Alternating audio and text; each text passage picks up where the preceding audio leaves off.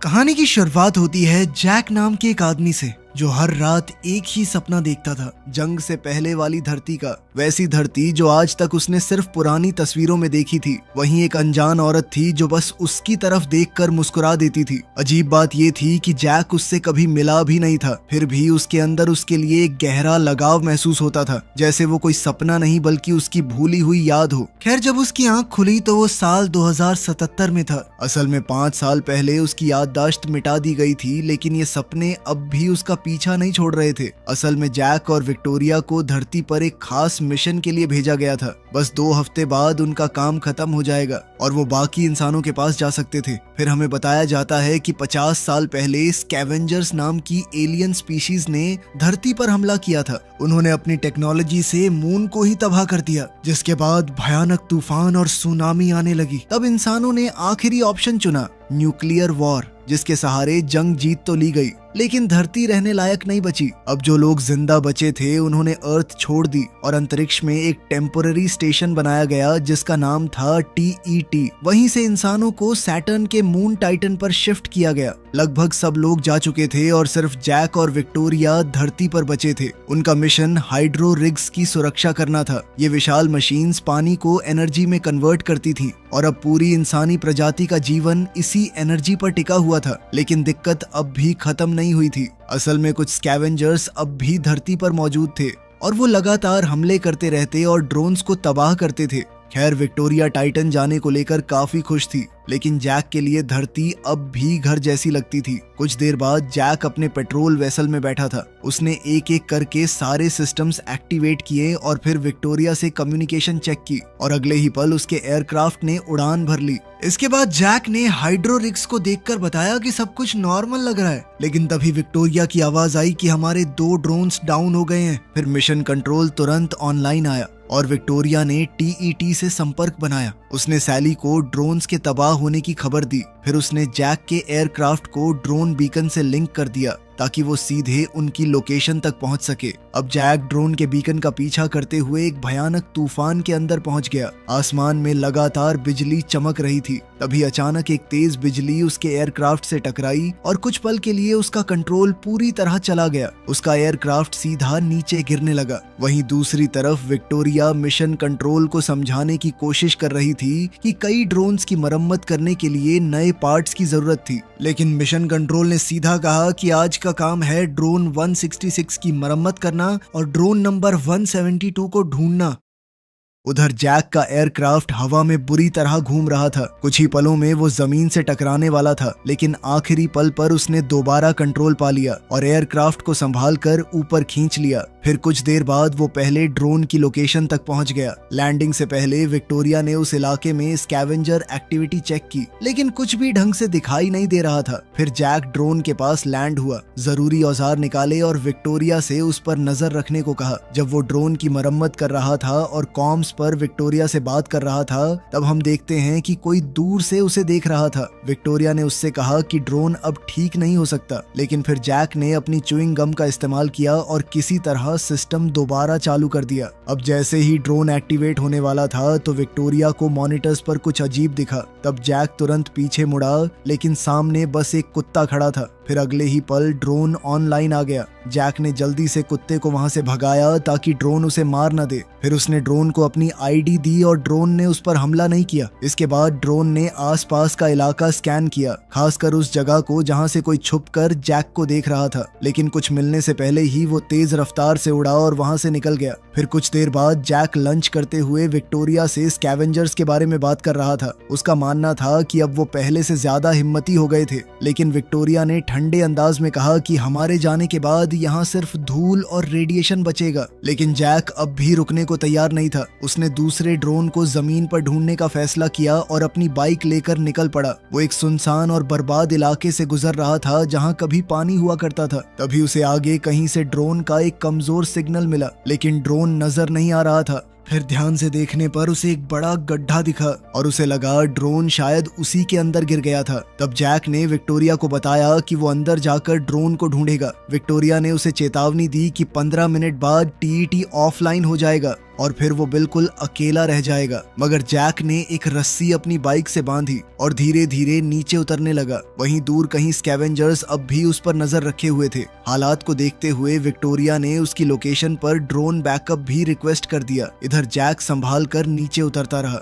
अब उसे ड्रोन की आवाज साफ सुनाई देने लगी थी और कुछ देर बाद उसने उसे देख भी लिया, लेकिन तब तक कम्युनिकेशन टूट चुकी थी। मिशन कंट्रोल अब उसकी आवाज नहीं सुन पा रहा था। जैसे ही जैक ड्रोन की तरफ बढ़ने लगा तो अचानक उसका बैलेंस बिगड़ गया और वो गिरते गिरते बचा। फिर उसने एक टूटे हुए मलबे के हिस्से को ब्रिज की तरह इस्तेमाल किया और धीरे धीरे ड्रोन की तरफ बढ़ने लगा। आखिरकार जैक सिग्नल तक पहुंच गया, लेकिन वहां ड्रोन नहीं था, सिर्फ उसका बीकन पड़ा हुआ था। तभी अचानक स्कैवेंजर्स ने उसे पकड़ लिया और रस्सी के सहारे अपनी तरफ खींचने लगे। कुछ पल के लिए लगा कि जैक अब बच नहीं पाएगा, लेकिन उसने तुरंत अपनी बंदूक निकाली और रस्सी पर गोली चला दी। फिर रस्सी टूट गई और वो उनके चंगुल से निकल गया। अब जैक को आसपास कुछ स्कैवेंजर्स दिखने लगे। उसने बिना वक्त गवाए उन पर फायरिंग शुरू कर दी, लेकिन तभी अचानक स्कैवेंजर्स ने उस बीम को ही खींच लिया जिस पर जैक खड़ा था। अब जैक ने पूरी ताकत लगाकर सामने की तरफ छलांग लगाई और किसी तरह गैप पार कर गया, लेकिन स्कैवेंजर्स अब भी उसका पीछा कर रहे थे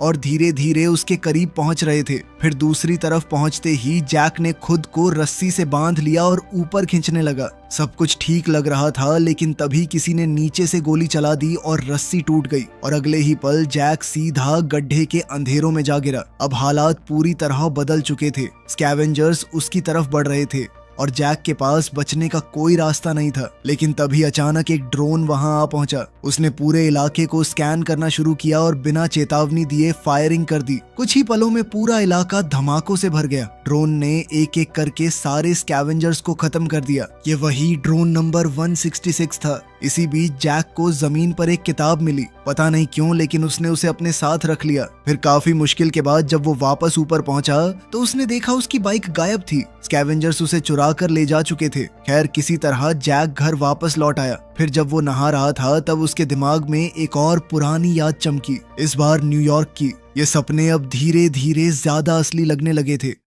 फिर कुछ देर बाद जैक एक ड्रोन की मरम्मत कर रहा था। तभी उसका ध्यान उस किताब की तरफ गया जो उसे गड्ढे में मिली थी। वो उसे खोलकर देखने ही वाला था कि विक्टोरिया बीच में आ गई। वो खाना बना रही थी और पीछे सूरज धीरे धीरे डूब रहा था। तब जैक ने विक्टोरिया को कुछ फूल दिए जो वो काफी देर से अपने साथ लेकर घूम रहा था, लेकिन विक्टोरिया ने बिना कुछ सोचे उन्हें बाहर फेंक दिया। उसका कहना था कि उनमें टॉक्सिन्स हो सकते हैं। खैर, बाद में डिनर के दौरान जैक ने उसे बताया कि स्कैवेंजर्स उसे मारना नहीं चाहते थे, बल्कि जिंदा पकड़ना चाहते थे। ये सुनकर माहौल और भी अजीब हो गया। बाद में रात को अचानक से जैक की नींद खुल गई। वहां दूर कहीं एक बहुत बड़ा धमाका हुआ था। वो तुरंत जांच करने निकल पड़ा। वहां पहुंचकर उसने देखा कि एक हाइड्रो रिग तबाह हो चुका था। जैक को लगा स्कैवेंजर्स ने किसी ड्रोन को हथियार बना दिया है। तभी उसे एक अजीब सिग्नल मिला जो धरती से बाहर डाइवर्ट हो रहा था और यहीं से कहानी एक खतरनाक मोड़ लेती है। अब जैक बिना वक्त गवाए उस सिग्नल का पीछा करने लगा। ये सिग्नल उसे उस जगह ले गया जहाँ कभी एम्पायर स्टेट बिल्डिंग हुआ करती थी। अब जैक धीरे धीरे उस सिग्नल का पीछा कर रहा था। अब उसे बीकन की आवाज साफ सुनाई देने लगी थी। फिर रास्ते में उसे जमीन पर कुछ पुरानी चीजें भी मिली,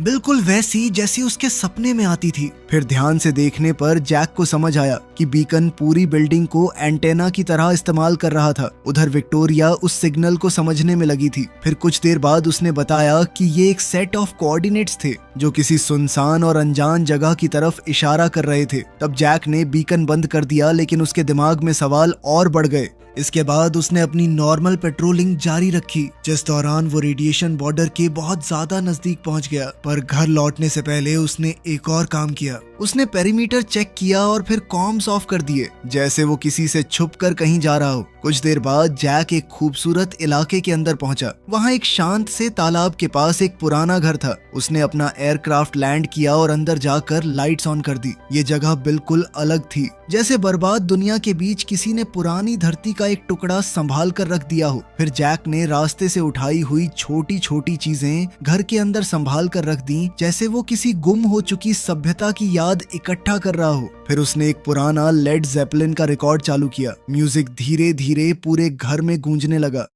जब जैक बाहर आया तो वो और खामोशी से उस जगह को महसूस करने लगा। शायद वो सोच रहा था कि टाइटन जाने के बाद उसे ये सब कितना याद आएगा। कुछ देर बाद वो घास पर ही लेटे लेटे सो गया और फिर उसे अपना वही पुराना सपना आया। लेकिन तभी अचानक सब कुछ बदल गया। जैक ने आसमान से एक अनजान ऑब्जेक्ट को गिरते देखा। वो तुरंत अपना एयरक्राफ्ट लेकर उड़ा। विक्टोरिया ने उसे लोकेशन भेजी और अजीब बात ये थी कि ऑब्जेक्ट बिल्कुल उन्हीं कोऑर्डिनेट्स पर क्रैश हुआ था जो बीकन से मिले थे। फिर विक्टोरिया ने बताया कि मिशन कंट्रोल लगभग ऑफलाइन होने वाला है, इसलिए उसने जल्दी से टीईटी को हालात की खबर कर दी। अब सैली ने तुरंत ऑर्डर दिया कि जैक पीछे हट जाए। उसका कहना था कि ड्रोन्स पहले ही उस लोकेशन पर भेजे जा चुके हैं, लेकिन जैक ने इस बार ऑर्डर मानने से मना कर दिया। वो सीधा क्रैश साइट की तरफ बढ़ता गया और नजदीक पहुंचकर उसने देखा कि ये ऑब्जेक्ट किसी एलियन टेक्नोलॉजी जैसा नहीं लग रहा था। अब जैक ने साइट पर लैंड किया और अंदर जाकर देखा कि वहां कई हाइबरनेशन पॉड्स पड़े हुए थे। उनके अंदर असली इंसान मौजूद थे। तब जैक ने तुरंत विक्टोरिया को बताया कि उसे 5 ह्यूमन सर्वाइवर्स मिले हैं और फिर उसने आखिरी पॉड देखा और उसके होश उड़ गए। उस पॉड के अंदर वही औरत थी जो उसे सपनों में बार बार दिखाई देती थी, लेकिन असली शौक अभी बाकी था। अचानक ड्रोन्स वहां आ पहुंचे और बिना कुछ सोचे पॉड्स को तबाह करना शुरू कर दिया। फिर जैक ने उन्हें रुकने का ऑर्डर दिया, लेकिन ड्रोन 166 ने तो उसी पर टारगेट लॉक कर लिया था। कुछ पल के लिए लगा कि ड्रोन अब जैक को भी मार देगा, लेकिन फिर उसने जैक की आईडी क्लियर कर दी। लेकिन मुसीबत खत्म नहीं हुई थी। ड्रोन अब भी उस पॉड को तबाह करना चाहता था जिसमें वो औरत थी। तब जैक उस पॉड के सामने खड़ा हो गया और अगले ही पल उसने ड्रोन पर फायरिंग कर दी। उधर दूर कहीं स्कैवेंजर्स फिर से ये सब देख रहे थे। जैक जल्दी से पॉड को खींचकर अपने एयरक्राफ्ट तक लाया और बड़ी मुश्किल से वहां से निकल पाया। फिर कुछ देर बाद वो घर पहुंचा तो विक्टोरिया ने तुरंत दरवाजा खोला और दोनों ने मिलकर पॉड को खोला। फिर विक्टोरिया ने जैक से मेडिकल किट लाने को कहा। उसका मानना था कि उन्हें तुरंत टीईटी को खबर करनी चाहिए, लेकिन जैक ने उसे ड्रोन्स के हमले के बारे में बताया। जैसे ही दोनों बात कर रहे थे कि तभी अचानक पॉड के अंदर मौजूद औरत होश में आ गई। वो जोर जोर से उल्टी करने लगी। उसका शरीर कमजोर था और वो सीधा जैक की बाहों में गिर गई। लेकिन फिर उसने जैक को नाम से बुलाया। कुछ देर बाद जब वो पूरी तरह होश में आई तो उसने घबराकर सिर्फ एक सवाल पूछा, मैं कहाँ पर हूँ? पूछने पर उसने ये भी बताया कि उसका नाम जूलिया है। विक्टोरिया ने उसे क्रैश और उसकी क्रू के बारे में बताया, लेकिन जूलिया अब भी पूरी तरह कंफ्यूज्ड लग रही थी, जैसे उसे समझ ही नहीं आ रहा हो कि उसके साथ हुआ क्या है। फिर उसने धीरे से एक सवाल पूछा, मैं कितने टाइम तक सो रही थी? और जैक का जवाब सुनकर उसके होश उड़ गए। 60 साल। फिर कुछ देर बाद तीनों साथ बैठकर लंच कर रहे थे। तब जैक ने जूलिया से उस बीकन और उसके मिशन के बारे में पूछना शुरू किया। जूलिया ने बताया कि उसे अपनी शिप से फ्लाइट रिकॉर्डर लाना होगा। शायद उसमें सारे जवाब थे, लेकिन विक्टोरिया ने उसे साफ कह दिया कि पिछले 60 सालों में धरती पूरी तरह बदल चुकी थी। फिर दोनों ने जूलिया को एलियंस के कब्जे के बारे में सब कुछ बताया कि कैसे जंग हुई, कैसे इंसान टाइटन और स्पेस स्टेशन पर शिफ्ट हो गए। ये सब सुनकर जूलिया शॉक में थी। तभी उसकी नजर जैक और विक्टोरिया के हाथ पर पड़ी और वो हल्की सी हंसी हंस पड़ी। लेकिन विक्टोरिया को जूलिया बिल्कुल पसंद नहीं आ रही थी। उसकी आंखों में एक अजीब बेचैनी थी। फिर कुछ देर बाद जैक और विक्टोरिया अकेले बात कर रहे थे। विक्टोरिया ने सीधा कह दिया कि वो जूलिया को यहाँ नहीं रखना चाहती। तब जैक ने उससे एक अजीब सवाल पूछा, क्या तुम्हें मिशन से पहले का कुछ याद है? क्या तुम उसे पहचानती हो? ये सुनते ही विक्टोरिया गुस्सा हो गई। उसने जैक को याद दिलाया कि जूलिया का बीकन ही स्कैवेंजर्स को उन तक ले आया था और अब स्कैवेंजर्स उनका घर तक ढूंढ चुके थे। हालात धीरे धीरे और खतरनाक होते जा रहे थे। फिर रात में जूलिया जाग रही थी जब जैक उसके पास आया। जैक ने उसे बताया कि विक्टोरिया उसके बारे में टीईटी को खबर कर देगी और फिर किसी को उसे लेने नीचे भेज दिया जाएगा। लेकिन जूलिया अब भी सिर्फ एक चीज के बारे में सोच रही थी, फ्लाइट रिकॉर्डर। उसका कहना था कि उन दोनों को सच जानने की जरूरत है। आखिरकार जैक उसके साथ क्रैश साइट पर जाने के लिए मान गया। कुछ देर बाद दोनों क्रैश साइट पर पहुंच गए। वहीं विक्टोरिया उन्हें एयरक्राफ्ट के कैमरा से देख रही थी। फिर जैसे ही जूलिया ने तबाह हो चुके पॉड्स देखे तो उसका चेहरा उतर गया। तब जैक ने धीरे से कहा कि वो उन्हें बचा नहीं पाया। उधर विक्टोरिया ने मॉनिटर्स पर किसी को हलचल करते हुए देखा। उसने जैक को चेतावनी देने की कोशिश की, लेकिन तब तक देर हो चुकी थी। जूलिया को आखिरकार फ्लाइट रिकॉर्डर मिल गया था, लेकिन उसी वक्त अचानक स्कैवेंजर्स सामने आ गए। एक स्कैवेंजर ने जैक को जोर से धक्का दिया और वो सीधा नीचे गिर गया। फिर जैक ने तुरंत एयरक्राफ्ट को वापस भेज दिया, लेकिन अगले ही पल स्कैवेंजर्स ने उसे पूरी तरह बेहोश कर दिया। अब जैक और जूलिया दोनों स्कैवेंजर्स के कब्जे में थे। सुबह होते ही जैक का एयरक्राफ्ट अकेले ही विक्टोरिया के पास वापस लौट आया। बाद में जब मिशन कंट्रोल ऑनलाइन आया तो विक्टोरिया ने उन्हें पूरी सच्चाई नहीं बताई। उसने बस इतना कहा कि जैक कॉम से डिस्कनेक्ट हो गया था, इसीलिए विक्टोरिया ने उसकी लास्ट नोन लोकेशन पर एक ड्रोन भेजने की गुजारिश की। उधर जैक धीरे धीरे होश में आ रहा था। उसकी आंखों पर एक तेज लाइट पड़ रही थी, उसके हाथ बंधे हुए थे और वो हिल भी नहीं पा रहा था। तभी अंधेरे में से एक आवाज गूंजी। वो उसी किताब की लाइंस पढ़ रही थी जो जैक को गड्ढे में मिली थी। तभी अचानक अंधेरे में एक आदमी ने सिगार जलाई। धीरे धीरे उसका चेहरा सामने आया। उसने जैक को देखते हुए कहा कि वो काफी टाइम से उस पर नजर रखे हुए था और उसने नोटिस किया था कि जैक बाकी लोगों से ज्यादा क्यूरियस था। जैक ने तुरंत जवाब दिया कि उन्हें उससे कुछ नहीं मिलने वाला क्योंकि उसकी याददाश्त मिटाई जा चुकी है। लेकिन उस आदमी ने एक के बाद एक अजीब सवाल पूछने शुरू किए। क्या तुम कभी किसी असली स्कैवेंजर से मिले हो? क्या तुम कभी रेडिएशन जोन के अंदर गए हो? क्या तुमने कभी ज्यादा सवाल पूछने की कोशिश की? मगर जैक के पास इन सवालों का कोई जवाब नहीं था। तभी अचानक लाइट्स ऑन हो गईं और जैक ने जो देखा उससे उसके होश उड़ गए। वो पूरी बिल्डिंग इंसानों से भरी हुई थी, असली इंसान। ये देखते ही जैक पूरी तरह कंफ्यूज्ड हो गया। तब उस आदमी ने अपना नाम बताया, बीच। बीच ने जैक को समझाया कि वो लोग स्कैवेंजर्स नहीं बल्कि बचे हुए इंसान थे और उन्हें ड्रोन्स से छुपकर रहना पड़ता था क्योंकि ड्रोन्स को इंसानों को मारने के लिए प्रोग्राम किया गया था। फिर बीच ने उससे पूछा कि उसने जूलिया को ड्रोन से क्यों बचाया। तब जैक ने सीधा जवाब दिया कि कोई भी होता तो यही करता। तभी एक और आदमी उनके पास आया। उसका नाम साइक्स था। उसने चेतावनी दी कि ड्रोन जैक को ट्रैक करते हुए यहाँ तक पहुंच सकता है। उधर विक्टोरिया मिशन ड्रोन का डेटा चेक कर रही थी तो सैली ने कंफर्म किया कि वो जैक ही था। इधर बीच के आदमियों ने जैक की रस्सियां खोल दी और उसे नीचे अपने अंडरग्राउंड बेस में ले गए। वहां बीच ने जैक को सच बताया।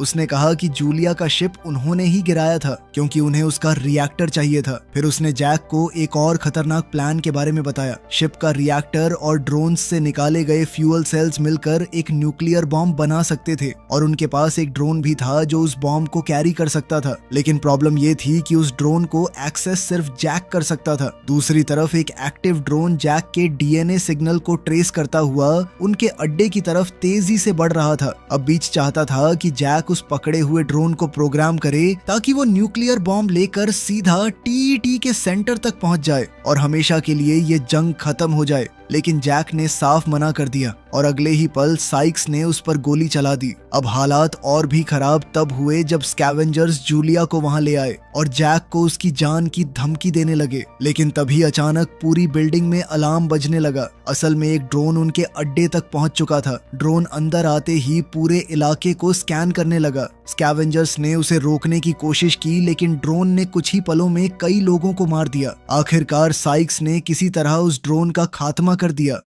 उधर विक्टोरिया और मिशन कंट्रोल ने कंफर्म किया कि ड्रोन ऑफलाइन हो चुका था। फिर हालात देखते हुए विक्टोरिया ने 2 और ड्रोन्स की रिक्वेस्ट भेज दी और अजीब बात यह थी कि उस वक्त जैक भी बीच को वही बात बता रहा था। स्कैवेंजर्स समझ गए थे कि अब वहां रुकना खतरे से खाली नहीं था, इसलिए उन्होंने जैक और जूलिया को जाने दिया। लेकिन जाने से पहले बीच ने जैक को एक ऐसी बात कही जिसने उसके अंदर और भी ज्यादा सवाल पैदा कर दिए। उसने कहा कि अगर जैक सच जानना चाहता है तो उसे रेडिएशन जोन के अंदर जाना होगा। फिर कुछ देर बाद जैक और जूलिया एम्पायर स्टेट बिल्डिंग की तरफ जा पहुंचे। वहां पहुंचकर जैक ने विक्टोरिया को मैसेज भेजा कि वो जिंदा है। विक्टोरिया ने तुरंत मिशन कंट्रोल को खबर दी ताकि बाकी ड्रोन्स को वापस बुलाया जा सके और फिर उसने जैक का एयरक्राफ्ट उसकी लोकेशन की तरफ भेज दिया। जब तक एयरक्राफ्ट उन तक पहुंचता तब जैक के दिमाग में सिर्फ एक ही सवाल घूम रहा था, तुम असल में हो कौन? तब जूलिया ने धीरे धीरे सच बताना शुरू किया। उसने बताया कि वो जिस मिशन पर थी वो असल में टाइटन के लिए एक रिसर्च फ्लाइट थी, लेकिन लॉन्च से सिर्फ 6 हफ्ते पहले उनके सेंसर्स ने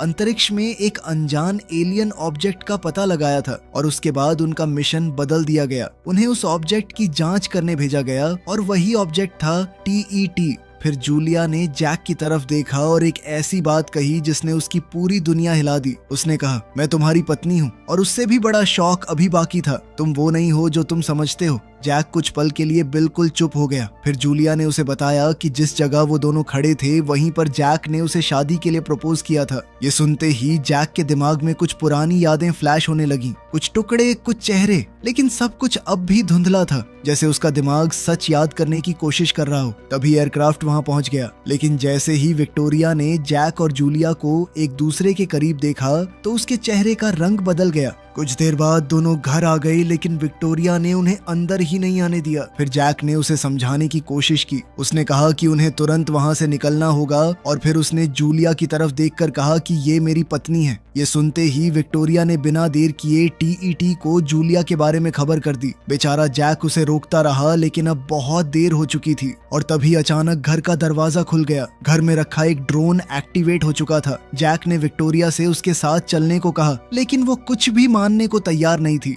न वो जैक की बातों पर यकीन कर रही थी और न सच कबूल कर पा रही थी। अगले ही पल ड्रोन ने फायरिंग कर दी और विक्टोरिया वहीं मारी गई। ड्रोन अब धीरे धीरे जैक की तरफ बढ़ने लगा। वो उसे भी मारने वाला था, लेकिन तभी जूलिया ने फायरिंग करके ड्रोन को तबाह कर दिया। इसके कुछ देर बाद जैक ने आखिरकार टीईटी से सीधी बात की। उसने कहा कि वो जैक और जूलिया को अंदर लाना चाहते हैं ताकि उन्हें एक नया मिशन दिया जा सके। अब सब कुछ साफ होने लगा था। तभी जैक और जूलिया तुरंत घर छोड़कर निकल गए, लेकिन टीईटी ने उनके पीछे ड्रोन्स भेज दिए और यहीं से शुरू हुई एक खतरनाक चेस। ड्रोन्स लगातार उनका पीछा कर रहे थे। बचने के लिए जैक सीधा तूफान के अंदर घुस गया ताकि बिजली ड्रोन्स पर गिर सके। कुछ पल के लिए ड्रोन्स रुक भी गए, लेकिन फिर दोबारा उनके पीछे आ गए। तब जैक ने एयरक्राफ्ट को एक झरने के पीछे छुपा दिया। इसकी वजह से ड्रोन्स कुछ पलों के लिए कंफ्यूज हो गए। बस वही मौका था कि जैक अचानक पीछे से निकला और 2 ड्रोन्स को उड़ा दिया। लेकिन आखिरी ड्रोन इतनी आसानी से खत्म होने वाला नहीं था। उसने लगभग उनका शिप क्रैश कर ही दिया था,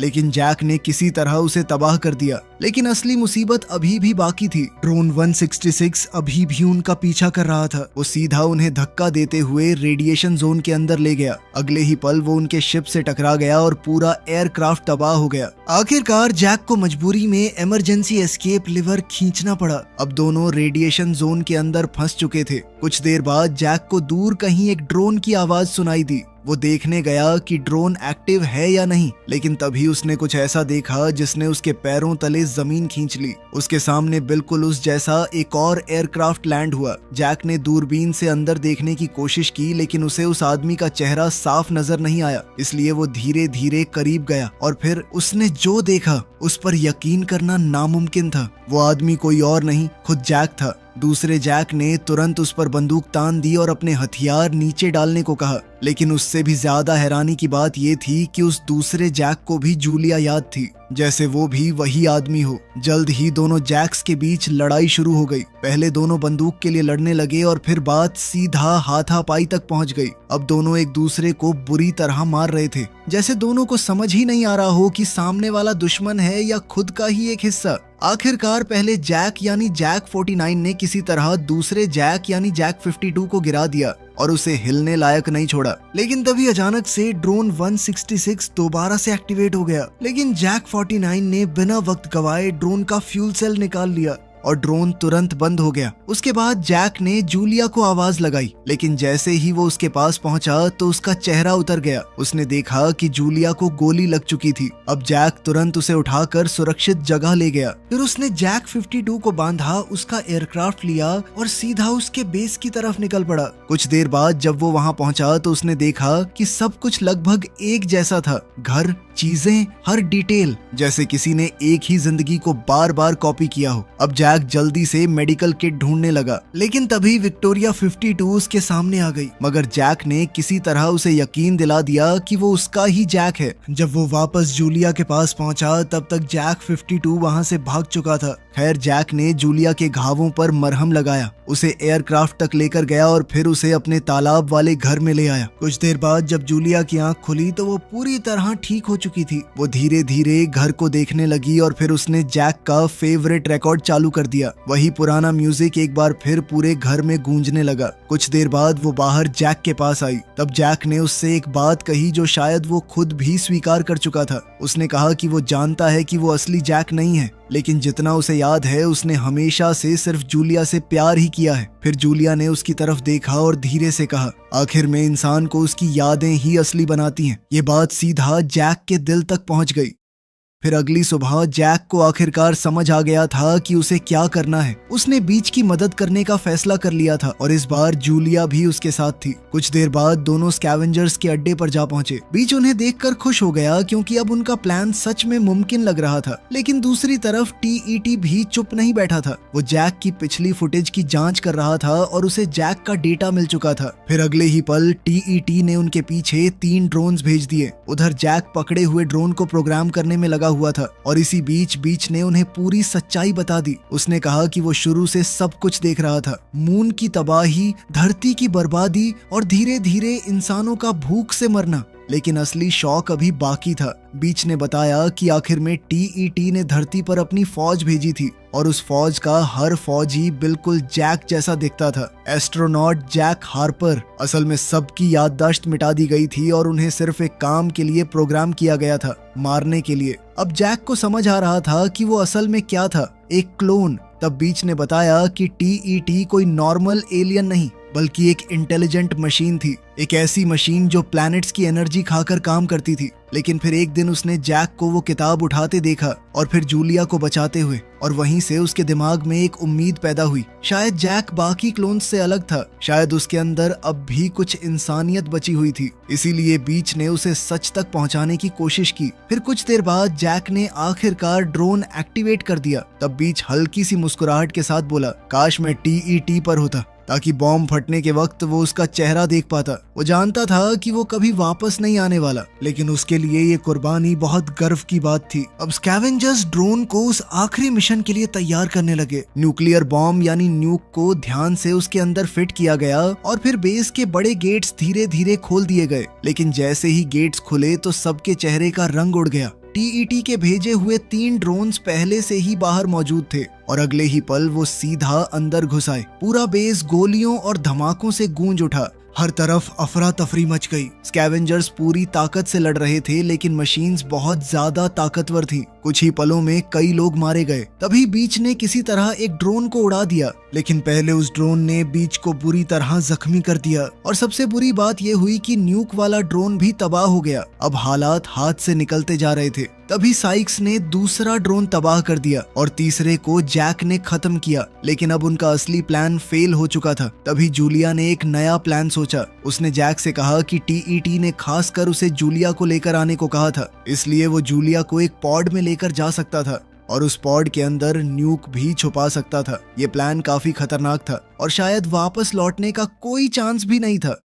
फिर कुछ देर बाद जैक और जूलिया एक पेंटिंग के सामने खड़े थे जो जूलिया को पुरानी धरती और अपने घर की याद दिलाती थी। दोनों बिना कुछ बोले एक दूसरे को देख रहे थे, जैसे दोनों समझ चुके थे कि शायद ये उनकी आखिरी मुलाकात हो। खैर, फिर जैक ने पॉड तैयार किया और जूलिया को उसके अंदर लिटा दिया। पॉड बंद करने से पहले उसने धीरे से कहा, हमारे बारे में सपना देखना, और फिर उसने पॉड बंद कर दिया। जैक उस पॉड को खींचकर अपने एयरक्राफ्ट तक ले गया और मैप को टीईटी की तरफ सेट कर दिया। फिर फ्लाइट के दौरान उसने शिप का पुराना रिकॉर्डिंग चलाया और धीरे धीरे उसकी सारी यादें वापस आने लगी। अब आखिरकार सच सामने आ रहा था। असल में जैक उस मिशन का कमांडर था। सैली कोई एआई वॉइस नहीं थी, बल्कि उस वक्त नासा में एक ऑफिसर थी और विक्टोरिया उसकी को पायलट। जूलिया के साथ बाकी क्रू हाइबरनेशन में थे। फिर रिकॉर्डिंग में जैक और विक्टोरिया पहली बार टीईटी के करीब पहुंच रहे थे, लेकिन तभी उन्हें समझ आया कि टीईटी उनके शिप को अपनी तरफ खींच रहा है। ऐसे खतरनाक हालात देखकर जैक ने तुरंत फैसला लिया। उसने हाइबरनेशन मॉड्यूल एयरक्राफ्ट से अलग कर दिया ताकि क्रू बच सके, लेकिन वो और विक्टोरिया खुद टीईटी के अंदर खींच लिए गए और यहीं सब कुछ बदलने की शुरुआत थी।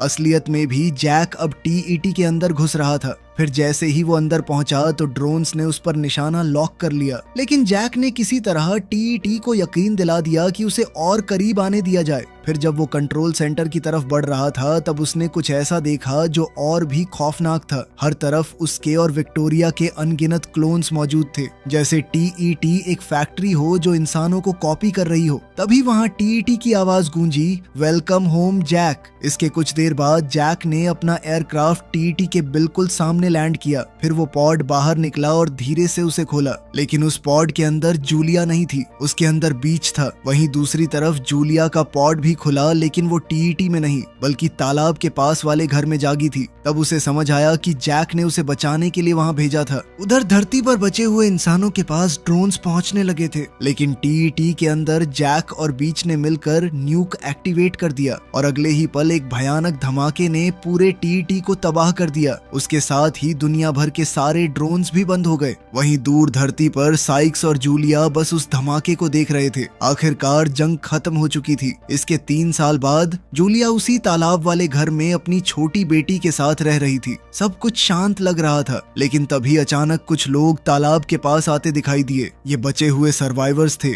और उनके साथ एक और आदमी भी था, जैक 52। आखिरकार जैक अपनी पत्नी और अपनी बेटी के पास वापस आ चुका था। यहीं कहानी खत्म होती है। वीडियो पसंद आई तो लाइक कर देना, चैनल को सब्सक्राइब कर लेना। मिलते हैं अगली वीडियो में।